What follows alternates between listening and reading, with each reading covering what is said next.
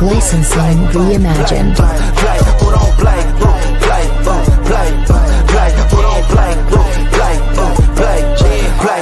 Long time coming, black on the bottom of my feet from running. Cataracts under my eyes from hustling. Going from buying to selling to customers. Run up the business, God is my witness. Sun up the sun up from under the sun that we maxing our limits. My mind running like Tom Cruise on an action movie. Moving a mission, they say that I'm tripping. I've been told I need a vacation, I'm finessing a visit.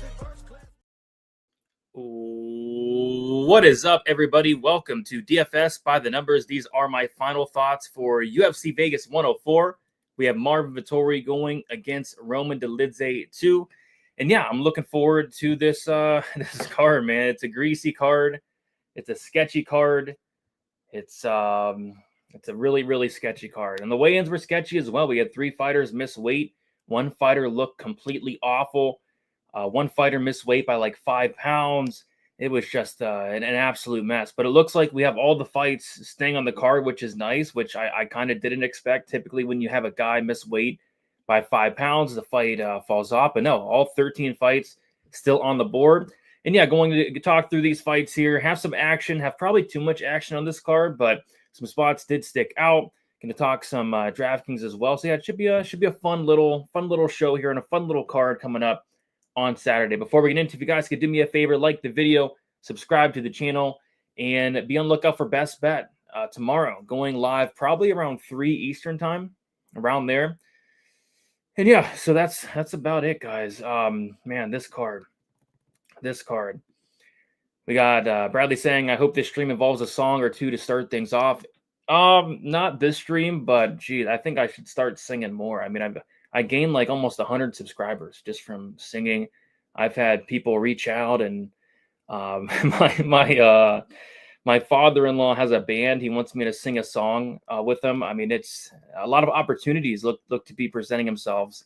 You know, just singing a song. So not today, but in the future, potentially.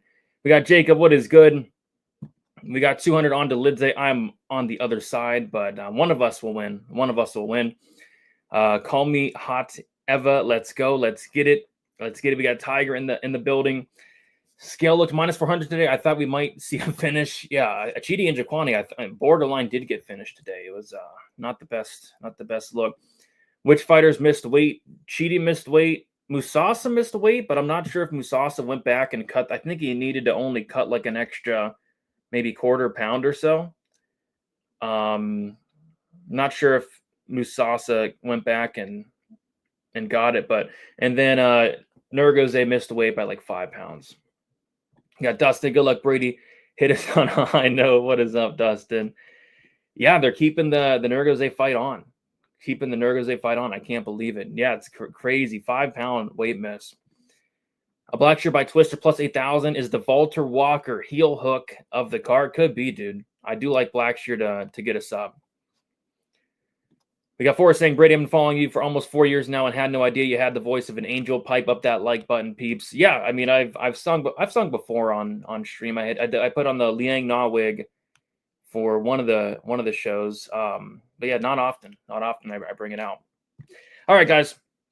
I say we get into it here, and we're going to start with the first fight of the card. We got Carly Judice going against Eunice Duben. We got Carly Judice as a big favorite, as most fighters on this card are. She's minus 405. Duben is plus 305.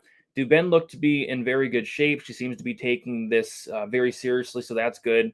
And she looks like a completely different fighter than she did when she weighed in for the Contender Series. So all of that's very good. But, you know, it's a weird fight because Carly Judice probably shouldn't be minus 400 against anybody in the UFC. Like, she lost on the Contender Series. She lost in her debut.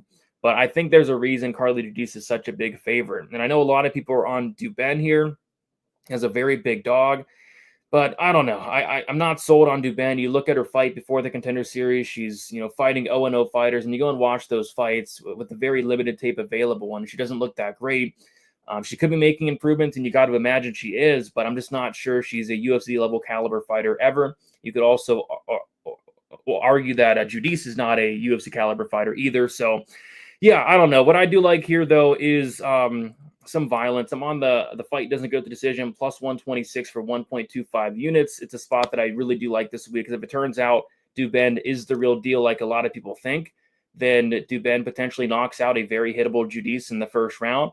And if it turns out Duben is not UFC caliber, Duben is one of the worst fighters to, be on the roster, like I kind of am suspecting, I think Judice can finish her down the stretch. Duben's never seen a third round. Both these fighters have 100% finish rates, and I have a strong feeling like if this fight hits the ground, there's going to be a massive, massive advantage for Carly Judice as well. So yeah, I think Judice finishes here, but I like the fight doesn't go. Kind of covers the Duben early finish upside as well. I like the Duben fight going the distance. Well, what I'll say is you're getting really good odds on a female fight to go the distance. It's not often you see a female fight goes the distance at minus 140, right? Like the Hughes fight to go the distance is minus like 500. So what I'll say is you're getting a discount, but I'm definitely on the other side. I think Duben could get a knockout here if she wins, and then I think Judice can absolutely expose Duben and take her into deep waters and finish her down the stretch. But yeah, you're getting good odds for a female fight to not finish. What is up, Real Fight Picks? Good to see you in here. Duben is the definition of a can crusher, except her last Contender Series fight. Judice has faced a better competition, and she's lost close splits. Yeah, I think Judice is actually solid personally, but yeah, she hasn't won a fight yet between Contender Series and UFC. 10 bans on Eunice Duben. Yeah. Good luck, dude. Good luck. Hopefully you bet her on the Contender Series as well as a plus 1,000 underdog. Kevin Vallejos to shave the goofy Korean ass of Choy. Okay, gotcha. I agree.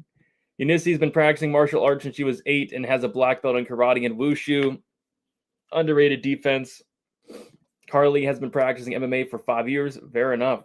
And yes, this is the milking of the week. I think Judice is going to milk Duben in the second or third round. Yeah, Jim saying, on my way home from work, do my favorite tradition of blowing my... What? Man. What? All right, dude. All right. Let's move on to the people's main event. It is Josiane Nunes going against Priscilla Cachoeira. Oh, boy. We have Josiane Nunes minus 180, Priscilla Cachoeira plus 155. And this is a fight that, as a fan, I'm really looking forward to this fight. Really looking forward to sitting back and enjoying this fight.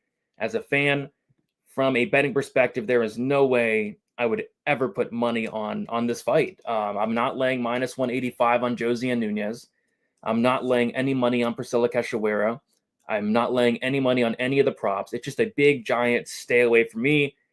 A ton of people are on Priscilla Cachoeira. I've seen nothing but Priscilla Cachoeira bets. I don't think I've seen anybody bet on Josiane Nunes, yet the line is stayed still throughout the week, which is very interesting. But I don't know. This is going to be a greasy fight. It's going to be hilarious. It's going to be a hilarious fight. It's just a fight that I personally want absolutely nothing to do with. So best of luck to everybody who's betting on this fight, because a lot of people are.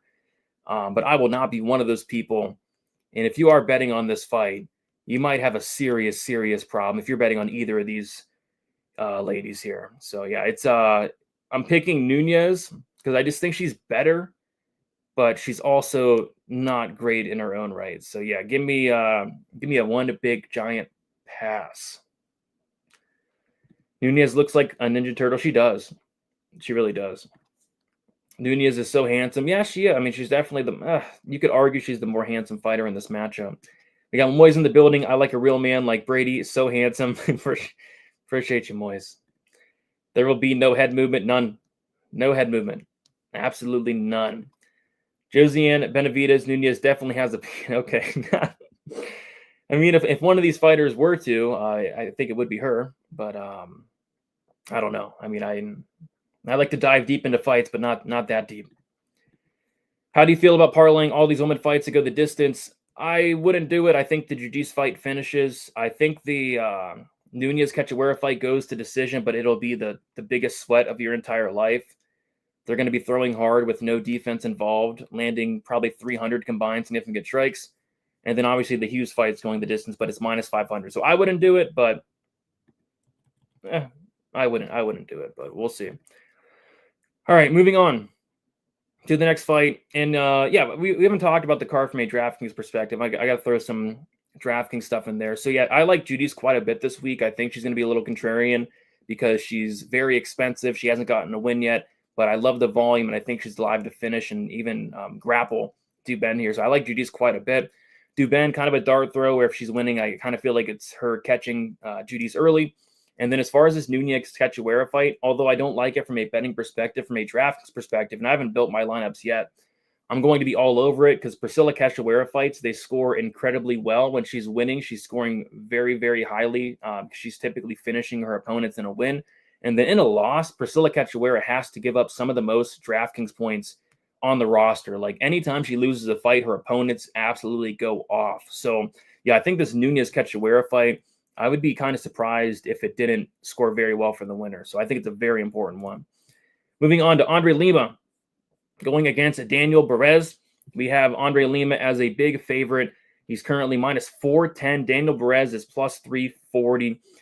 Another fight that I don't have a ton of interest in. I think Lima wins, but minus 400 on Lima's terrifying, considering this guy just shows absolutely no urgency in there. It looks like he's sparring in there in a lot of his fights. I think he's very talented. I think he has a lot of skills, but yeah, like I said, no urgency, and I just don't like that.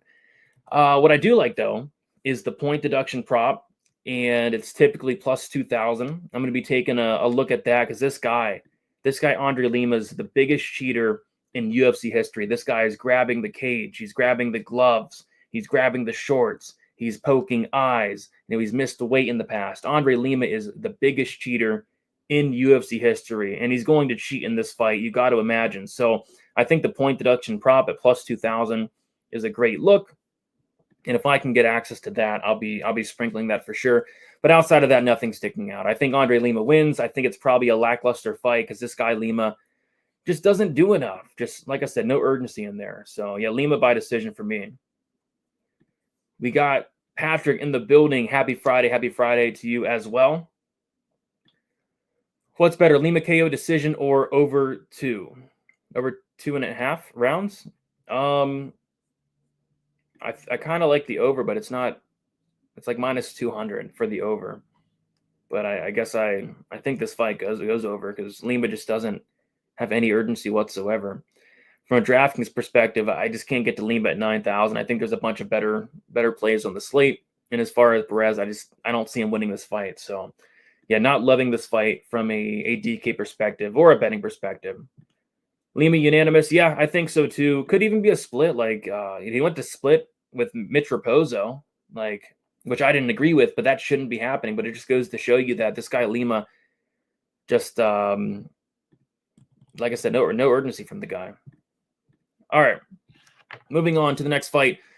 Yeah, these prelims are like a lot of these prelims are rough. That I just don't want anything to do with. And this is another one of Stephanie Luciano versus Sam Hughes. I mean, what can you really do here? Stephanie Luciano by decision, I saw was like minus 195. There's nothing you can do with that. The Sam Hughes plus 3.5 is probably my favorite spot on this fight, but even that's like minus 205 for Sam Hughes to win one round. I think that's a potential parlay piece this week. I'm not playing Stephanie Luciano on DraftKings at 8,800. She has no grappling upside. She has no finish upside. If anything, Sam Hughes on DraftKings does draw my interest a little bit. I think she has potential grappling upside. I think this fight could end up being a lot more competitive than these salaries do indicate. So Sam Hughes on DraftKings is what I'm going to be attacking here. But from like a betting standpoint, it's like nothing is sticking out. The fight goes the distance. It's minus 550, minus 600. Like it's probably accurate, but geez, just laying a lot of chalk there. So yeah, it's Luciano by decision for me, but Sam Hughes could make this close. Can make it close. The 0 has to go. What's 0 for Lima? The 0 will go eventually. I'm just not sure if it's going to go against Daniel Barz. But yeah, Lima. I think the time to fade Lima will come hopefully soon. Yeah, I think either fighter by split is a good look, but the split prop's got to be awful. I'm gonna guess the split prop is plus 220. So the split prop is plus 250. I was close. So plus 250 for the split prop. It's the most used over I think I've ever seen. It's up there, man. It's up there. Minus 700 for the over 2.5. Wow. Minus 1,400 for the over 1.5. I think you might be right, dude. Marvin Vittori, Roma DeLizzi by draw. Hey, good. I could see it. Bet the over. Yeah, if you're looking to hit a bet, the over will hit. The over will hit, but you are laying a lot of chalk, which is fine. But yeah, I'd be shocked if the fight went under. Moving on to the next fight, it is Josias Musasa going against Carlos Vera. Musasa was one of the 3 fighters to miss weight, but he didn't miss by much. I think he was over by maybe a quarter pound, maybe half a pound. I'm not sure. I mean, you guys can let me know if Musasa went out and tried to cut that extra quarter pound. But yeah, this fight's another fight that's an absolute mess. Like Josias Musasa is minus 1,000 on some books, and I still think Musasa is very green, has a long way to go. Not that impressed with him, but he does have a lot of power.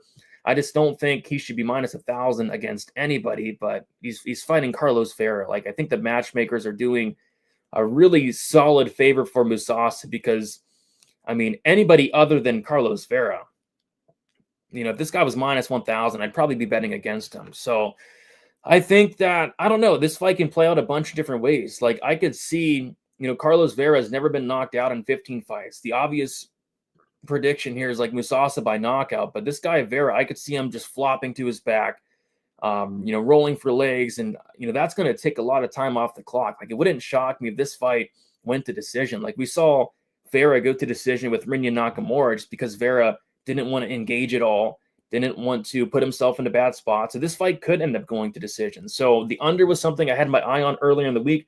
The more I thought about it, the more I just want to stay far, far away. But I do have a bet here. It is Carlos Vera by submission plus 1,300 for a quarter unit. I told myself if Vera's sub prop was anything better than 1,000, I would bet it. And that's his path. I mean, that's his money line. He's literally going to win by nothing but submission. And he's going to go for it as well. That when I'm betting submission props, I want somebody to go for them and have at least attempt. Like, if you're hitting a submission attempts at plus 1,300, I'll take that all day, and he will. This fight's going to hit the mat because Carlos Vera is going to pull guard. He's going to flop to his back, and he's going to go for submissions. And Josias Musasa, this guy, very inexperienced. He's never ever have seen like the level of caliber grappler of like a Carlos Vera, who's like a Ryan Hall type style. So weird fight. I just don't get this line. I really don't get this line. I know Carlos Vera is like 37 and just extremely one-dimensional, but Josias Musasa, I think he has a very, very, very, very long way to go. So yeah, this fight's a big pass, but I did sprinkle that Carlos Vera by submission for funsies. I've made worse donations before. Vera by mean sub, yeah, I mean it could happen, dude. It could happen. It could happen. Fighters that miss weight and don't have to make the correct weight cut to win the fight is over 60% of the time just saying, yeah, a lot of these fighters do win when they miss weight. This year, I think all 3 of the weight missers have lost actually this year thus far, but I think that changes this week because Dihor missed weight, Musasa's missed weight, and they're both pretty big favorites. What's up, Brady? Who's getting piped on this card tomorrow? What is up, Samuel? The on-site piping of the week is Kevin Vallejos to pipe Sungwoo Choi on-site. Yeah, Kevin Vallejos is going to pipe Sungwoo Choi, but I think there could be a couple pipings this week. But yeah, Vallejos would be that. I think Blackshear might pipe Cody Gibson. But yeah, Kevin Vallejos, if you're looking for a piping, that one kind of stuck out to me. It's also to shave the Ecuadorian ass of Vera. He could. Sam Hughes is more likely to finish than who? Than Luciano? Or because I agree with that. I don't think anybody's finishing Sam Hughes. She's super tough. Subhuman, what is up? Afternoon to you as well. Nice line on the sub. Yeah, plus 1,300. Not a bad line. Musasa will pan. Yeah, he's never seen those leg locks. He's probably never seen anything like he's going to see come Saturday. So it's interesting. I just don't get the minus 1,000. Musasa first round KO potentially. Who's getting milked? Should I bring the cookies? So last week, Alex Moreno got milked by Carlos Leal. This week, I think Duben is going to get milked by Carlos Judice is the milking this week. All right. Moving on to the next fight, we got Su Young Yu going against AJ Cunningham. Yeah, these prelims, man. Nothing here. Su Young Yu minus 625, AJ Cunningham plus 450. How do you even bet this fight? I think the over is actually somewhat interesting, but at the same time, you're going to have to rely on AJ Cunningham lasting 15 minutes, which I think he does. But Su Young Yu has some solid jiu-jitsu. I think he gets it down to the ground, wins minutes, and probably wins a decision. But I don't know. I see a lot of people taking the shot on AJ Cunningham, and I get it because Su Young Yu, like a lot of these fighters, he shouldn't be minus 625. But geez, they're giving him probably the best possible matchup they can give him. So I like Su Young Yu to win the fight, but I don't like any of his props. I don't like him at minus 625. It's an easy pass for me. From a DraftKings perspective, I think Yu on DraftKings isn't bad because if Yu's winning fights, he's wrestling, he's grappling. This guy can go out there and get a ton of takedowns, a lot of control time, and that's something you kind of like to look for from a DraftKings perspective. So Yu on DraftKings is fine, but minus 625, it's just too much. Just too much. Musasa will crush parlays. I hope, dude. I hope Carlos, 37-year-old Carlos Vera cashes my sub prop. Would love that. Looking like some crazy chalk this week. We got to tread carefully. Yeah, crazy chalk this week. Crazy chalk. Bad fights are better than no fights type card. Agreed. And there's some fun fights. Like, there's some very fun fights. The Nunes Cachoeira fight's going to be fun. Judice Duben's going to be fun. Musasa Vera is going to be fun. We got a lot of fun fights. Just from a betting perspective, a lot of sketchy ones. Appreciate everything, Brady. Blessings to you as well. Thanks for hanging out. All right, let's keep moving on. We got Waldo Cortez Acosta going against Ryan Spann. So I actually set the over-under Ryan Spann's weight at heavyweight to be 245.5. And I thought that was a great line. And I thought that he might even come under. But it turns out Ryan Spann came in at 249, which really surprised me. So I don't get that. Ryan Spann, this guy obviously fought at light heavyweight, 249. I don't like that for Ryan Spann. Didn't look to be in the best shape. I'm not sure if he trained for this fight. I'm kind of getting off the couch vibes, but I'm not betting on this fight. and I know it's a reoccurring theme for this card, but I'm not betting on this fight. I've never been high on Waldo Cortez Acosta. I don't think he's that great, but Ryan Spann is just a round one merchant. If he's winning the fight, he's winning it in round one. If he's not, he's losing the fight. He's losing minutes in the second and third round to guys like Anthony Smith, guys like Sam Alvey. The last time he won a fight outside of the first round was against Sam Alvey in a fight that I'm not sure he won that fight. I thought he might have lost to Sam Alvey in that one. So does Ryan Spann finish Waldo in the first round? Maybe, but Waldo's a tough dude. And if this fight leaves the first round, especially at heavyweight, Waldo probably picks him apart for, the later half of the fight. So yeah, I kind of like Waldo by decision, but I need a better line. I was hoping money would come in on Spann this week and I'd get Waldo at like minus 150. It's just not the case. This line's kind of stayed around minus 170 for Waldo throughout the week, and I'm completely fine with passing. There's a lot of question marks here. How is Ryan Spann going to look at heavyweight? Did Ryan Spann train for this fight? Does Ryan Spann care? And I think a lot of those questions will be answered come Saturday. So big, giant pass. Another sketchy fight. Another very sketchy fight. Spann by decision plus 750 was crazy. I thought I saw it at plus 900. Spann by decision, like plus 900. Yeah, potential. I mean, it could be like a greasy split type of fight. It could be like a greasy split. So we'll see. Can't trust Spann, but I have a feeling he shows up and shaves ass here. Cortez Acosta is a point fighting heavyweight. Yeah, I don't like Cortez Acosta at all. I'm not a big fan of this guy, but I also don't like Ryan Spann outside of the first couple minutes. Like, I don't think Ryan Spann's won a fight outside of the first 2.5 minutes of the first round since the Sam Alvey fight, which was almost like 4 or 5 years ago at this point. So yeah, Ryan Spann, I don't know. Brady, who is your most confident underdog on this horrible, horrible, horrible card? My most confident underdog would be, I think one of the best dogs this week is actually Kurt Holloway. I think Kurt Holloway can win by any method. I think it could be a close decision. I think if there's a finish, he has that finish upside. We've seen Hernandez break. I think Kurt Holloway is my favorite dog this week. Outside of that, I think a lot of these big, juicy favorites do roll, though. All right. We'll move on to the next fight. It is Kevin Vallejos going against Sung Woo Choi. So I do have a bet on every single one of these main card fights. So this is where my action kind of starts. I have 2 units on the fight won't start round 3 at -158 for Vallejos Choi.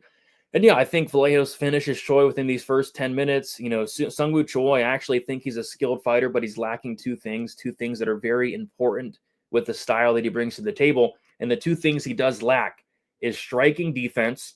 And we could take a look at it right here. Choi's striking defense is 47% over the course of a big sample size.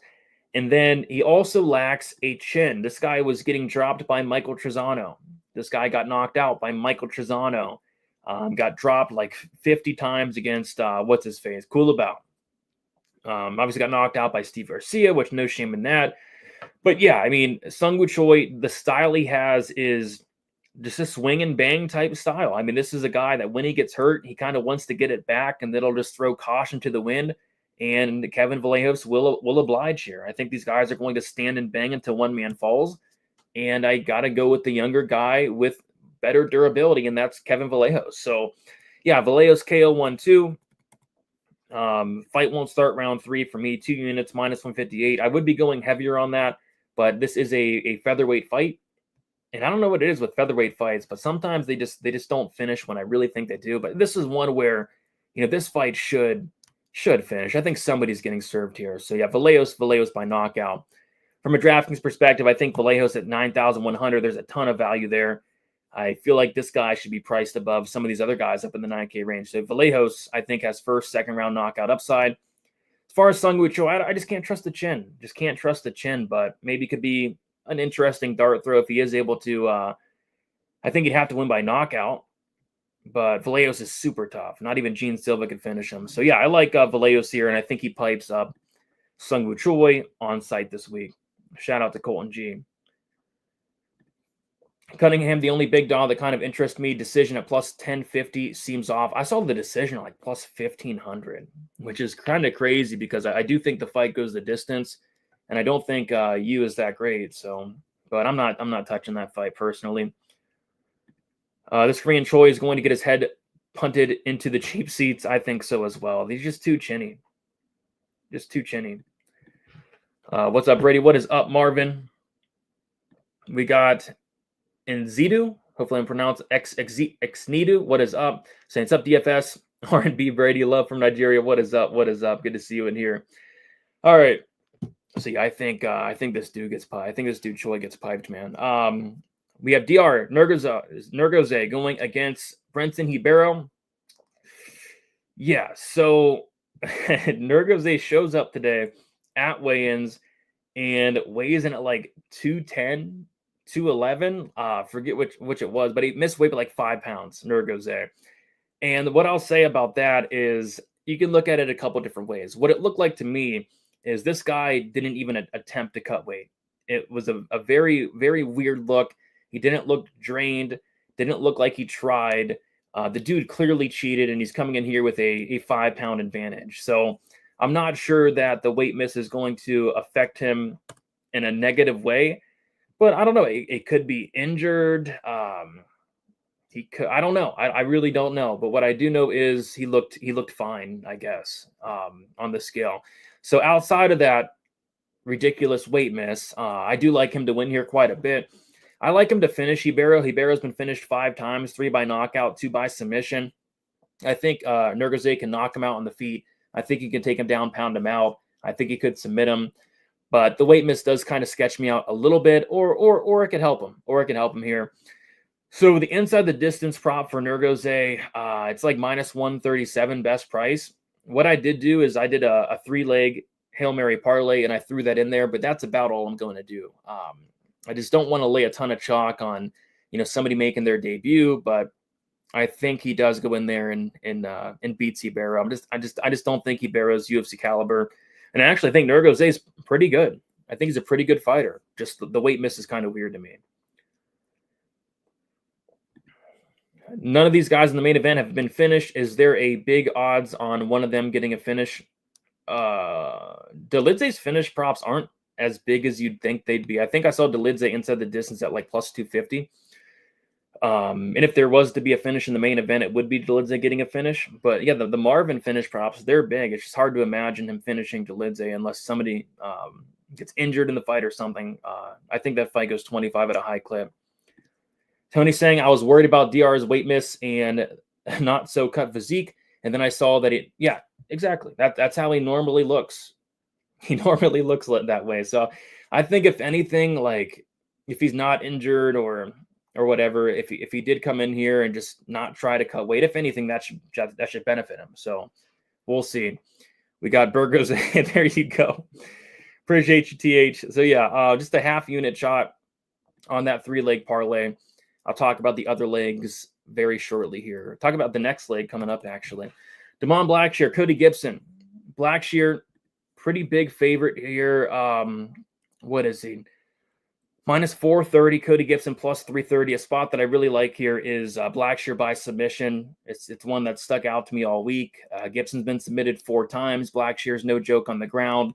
And I think this fight's going to be a grappling match. I think this fight's going to play out on the mat. What I did do is I bet the fight ends by submission at plus 265 for 0.75 units, just because the fight ends by sub and Blackshear submission prop, they're pretty much the same price. And Gibson's a guy that will grapple in his own right. Gibson will go submissions in his own right. And if Gibson does win, it might be like a late sub if Blackshear slows down. So, but yeah, I think it's Blackshear. I think it's Blackshear by submission. I like the fight ends by sub. I like Blackshear by sub. And I did throw Blackshear by sub into my 3-leg Hail Mary parlay. I like Blackshear on DraftKings at 9,200. I think he's live for a finish here. And I just think he's the better fighter. Younger, better everywhere. The better striker, the better grappler, more durable. Gibson, I don't even know if Gibson has the better cardio, to be honest. We've seen Gibson slow down in the past. So yeah, I like Blackshear here quite a bit. And I think he gets that sub there. Favorite punt under 7,500. I like Hollaball, but he's 7,600. Sam Hughes. I think Sam Hughes on DraftKings, especially for cash, I love Sam Hughes from a cash game perspective. Single entry for tournaments, she's okay. Duben as a dart throw. Sungwoo Choy as a dart throw. I'll say Sam Hughes. Sam Hughes is my favorite under 7,500. Because there's not a ton I like down low, to be honest. Blackshear by sub or decision. Yep, solid spot. That would probably get the chalk down a little bit. I think Blackshear will win, but I do think Gibson gets underrated quite a lot. Yeah, I like Gibson, but I think Blackshear just on another level. Blackshear missed weight and then wouldn't shake hands at face-offs. I hope karma doesn't crush my parlay. Did Blackshear? I don't think Blackshear missed weight. I thought he got it. I thought he made weight. He needed the box of shame, but I think he made weight. But yeah, he didn't shake hands at the face-offs, which is not good. That typically doesn't work out well. Brady to be good at doing Formula One commentary. You have the voice. I don't know anything about Formula One, but maybe I have to look into it. Cody Gibson by split. Blackshear is unreliable. Yeah, maybe. I mean, I think it's a great spot for Blackshear here. We'll see. Did I miss you singing the zombie song? I'm not singing it again. I already sang it twice this week, and I think that's probably once too much. So yes, you did miss it. Moving on to the next fight. It is Alexander Hernandez going against Kurt Hollaball. Yeah, there's a couple spots sticking out here. I like the Kurt Hollaball finish only. I just think it's a missed price line. I got it at minus 107 for 2 units. If there's a finish in this fight, it's coming on the Hollaball side. Hollaball's very tough, very durable. He's not getting subbed. Hollaball's only been knocked out once in his career. Alexander Hernandez, we've just seen him broken. We've seen him broken. We've seen him slow down. We've seen him finished 4 times. So, hey, Kurt Hollabaugh, round 2-3 finish is very much in play. I think the Kurt Hollabaugh plus 3.5 point spread is a very good play this week. It's minus 165. Was hoping for a little bit better of a line, but I think that hits. I think Kurt Hollabaugh at least wins one of the rounds, if not finishes the fight. And then I also don't mind the Kurt Hollabaugh money line here. I think Alexander Hernandez by decision is probably his best path, and that's plus 100. But I think this fight could be close. I think Kurt Hollabaugh is a very live dog here. And yeah, I can never trust Hernandez at like minus 210. I just don't get the line. So yeah, give me a Hollabaugh here for the win. I like him on DraftKings at 7,600. I think he's live for a finish. And as far as Hernandez at 8,600, I don't really love that. Is Gibson reliable? No, neither guy's that reliable. Please don't ever sing Zombie again. Yeah, a couple people got really upset that I was singing, but like most people enjoyed it. Most people enjoyed it, but yeah, a couple people like Jay Spence, they were very, very upset and angry that I sang. They were like, never sing again. Couple really mean comments as well, but that's completely fine. Brady off topic, I know, but with Robbie Lawler going into the Hall of Fame, talk about your favorite fights of him and moments from his career other than the Rory fight. Yeah, the Rory fight, obviously. My favorite moment was his last fight against Nico Price because I was there live. I was one of the few people that picked Robbie Lawler to win. I bet the fight ends by knockout, and it was just probably the best moment I've ever seen live. Just the arena was electric. It felt like forever. Like they did a nice video for Robbie Lawler. So my favorite fight was that Nico Price fight. Whether it was fixed or not, just being there live was amazing. Shout out to Robbie Lawler. Let's see. We got Dustin saying had $2 left on my DK.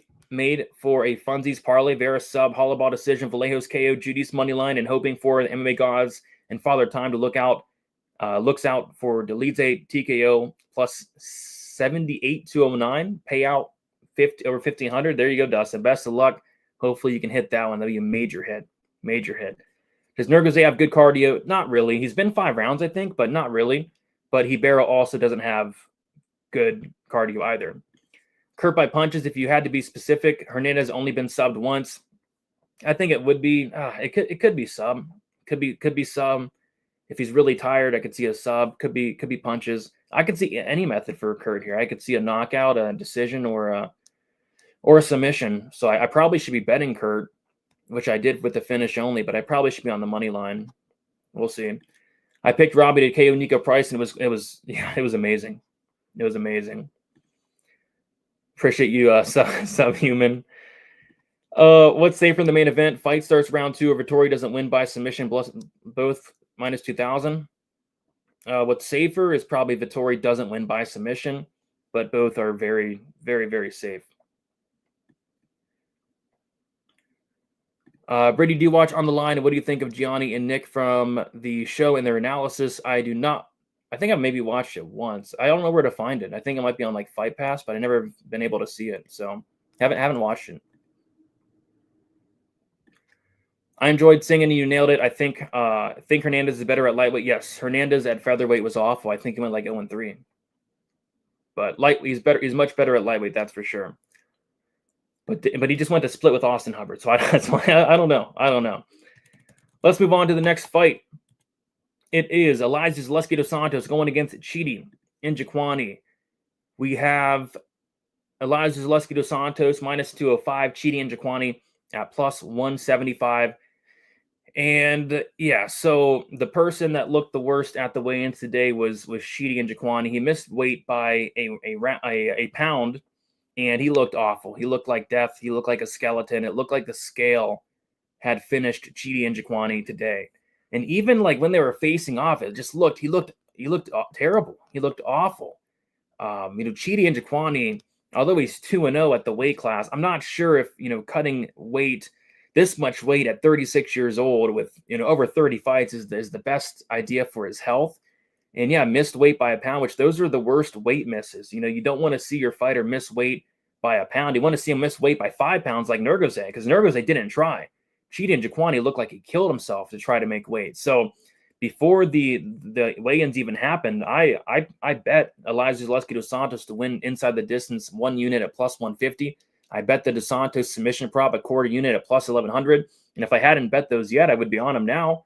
Like I said, the scale already looked like it already finished Cheaty this morning. So yeah, you know, Cheaty's one of these guys who I think he's skilled, but this dude's been finished 8 times. He's been finished more than Austin Lane. He's quit in so many fights.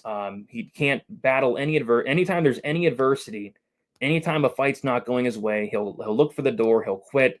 And I went back and watched some of these Zaleski fights. I watched the Randy Brown fight. I watched the Benoit Saint-Denis fight, the Renat Fakhretdinov fight. And he's putting these guys in the bad spots. Like he had Randy Brown in a deep submission. He dropped and almost submitted Renat Fakhretdinov. He beat the brakes off of Benoit Saint-Denis for 2.5 rounds. If he gets Cheaty in any of these spots, Cheaty is quitting. Simple as that. So yeah, I like Zaleski here quite a bit. And I think he finishes Cheaty, and I think he gives Cheaty his 9th finish loss. I'm not impressed with Cheaty's wins against Reese McKee. If anything, not finishing Reese McKee is a horrible look. I'm not impressed with his win against Jared Gooden. Not finishing Jared Gooden is a horrible look. So yeah, I like Zaleski here, and I like him quite a bit, and I think he finishes this fight. From a DraftKings perspective, I think Zaleski dos Santos at 8,400 is a very, very good price here.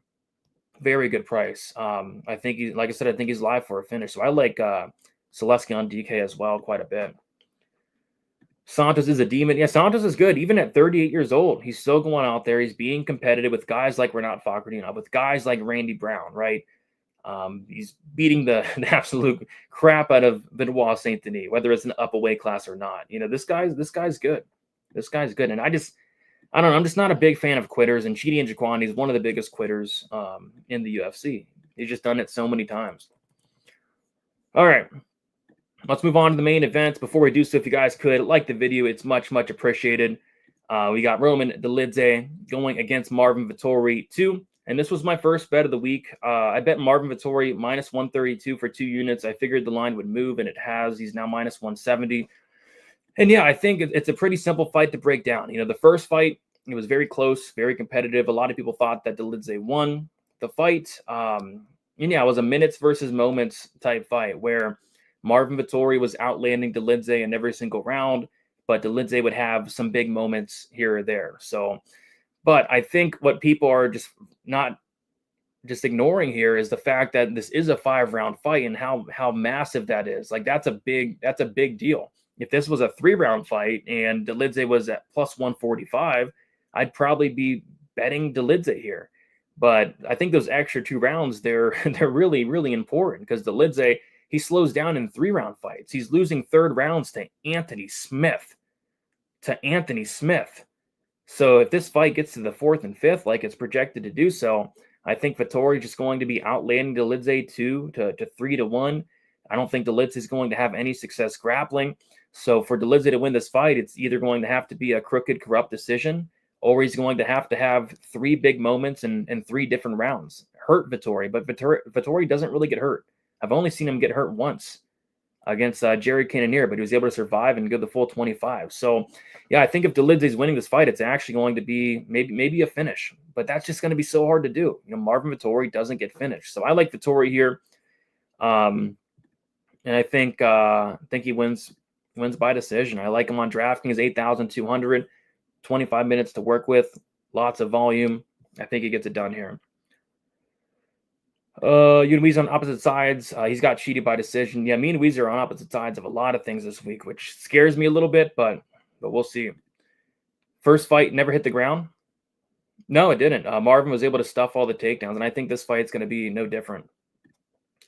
3-fight parlay: Kurt Hollabaugh, Zaleski dos Santos, Marvin Vettori plus 572. That's not bad, man. I like that. Mate, you forget he was on short notice against Dolidze and short notice against Dolidze in up a weight class. Who? Oh, against Smith? Yeah, but still, you mean if it was an hour notice, you shouldn't be losing 3rd rounds to Anthony Smith at this stage of his career. I don't care if he took the fight 2 minutes before it started. You shouldn't be losing a 3rd round to Anthony. You shouldn't be losing any rounds to Anthony Smith. And I bet Dolidze there against Smith. at minus 150. I bet Dolidze against Kevin Holland as at plus 150. But in this matchup, I don't know. I mean, unless Vettori's like washed, maybe he's washed. Maybe Vettori's washed. He hasn't fought in a while. But if we get the best version of Vettori, I like Vettori here quite a bit. I hope Vettori KOs Dolidze. I don't think anybody's knocking out Dolidze ever. And I don't hope that, man. I like Dolidze. Dolidze's a friend of the show. He watches the shows, and I don't hope Dolidze gets knocked out. Vettori is very durable, and Dolidze gasses, so 5 rounds favors Vettori so much. Yeah, I think it's that simple. But we'll see. We'll see. The layoff of Vettori does scare me a little bit, but we'll see. And yes, there are rumors that Vettori's injured. There's rumors that he's retiring after this fight. There are some rumors, but if those rumors were true, I think this line would not be where it's at. If somebody actually knew something, Vettori wouldn't be minus 170, in my opinion. And I agree with that. I think fight goes to decision. Makes a lot of sense. The thing about Marvin, too, he's coming off of a shoulder surgery, which can be a concern. It's like when you tear an ACL and can be hard to heal. Yeah, it's definitely a concern. Definitely a concern. All right.